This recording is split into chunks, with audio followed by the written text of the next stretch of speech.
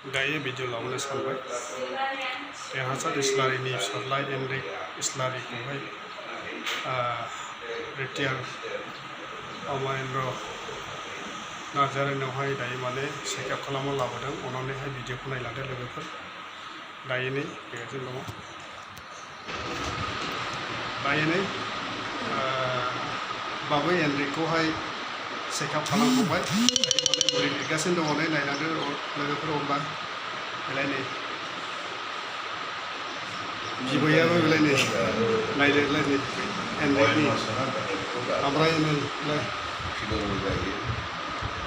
बेयो जाहैबाय एनरिकनि बिमा। मा नाममोनलाय? मेरिना इस्लारि। बेलाय नै बे जाहैबाय डक्टर नै अमरेन्द्र रिटायार डक्टर। नायदो नै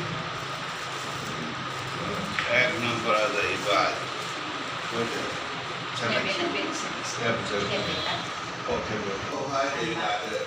माबा चेकआप खालामगोन नामा? औ बाबु ना? दे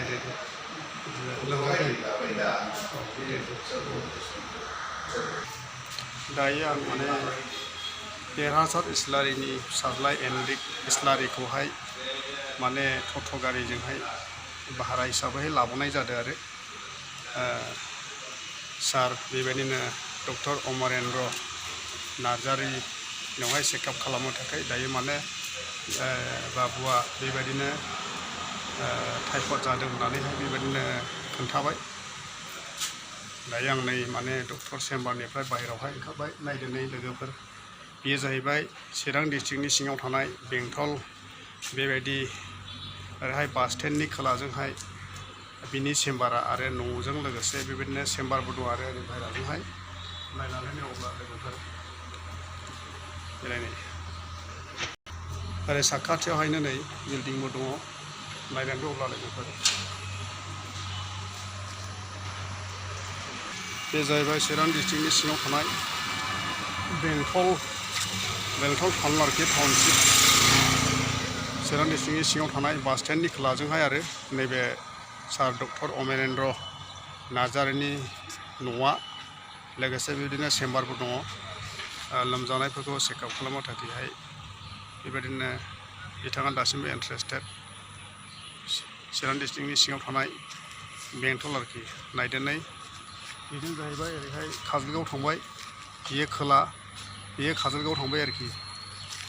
ओमफ्राय ओरै जाहैबाय थुक्राझार थांबाय, टपलेट थुक्राझार सिदा थांबाय आरोखि। सोरबाफोर आन्दायोब्ला माने सोंनानै थांनो हागोन आरोखि। ओरै जाहैबाय नै बांगालफोरनि मुस्लिम मस्जिदफोरनि माने मस्जिद दं आरोखि बेहाय। ओमफ्राय साखाथियावनो दङ जाहैबाय ओरैहाय स्टेट बेंक। बेलाय नै नायदो अब्ला लोगोफोर। अब्ला भिडिअखौ एसे दोनथ'नायसै, हामबायसै। दायो नै चेकआप खालामखांबाय एनरिक इस्लारि बाबुखौहाय। बिबैया बामगासिनो दं। नायदो अब्ला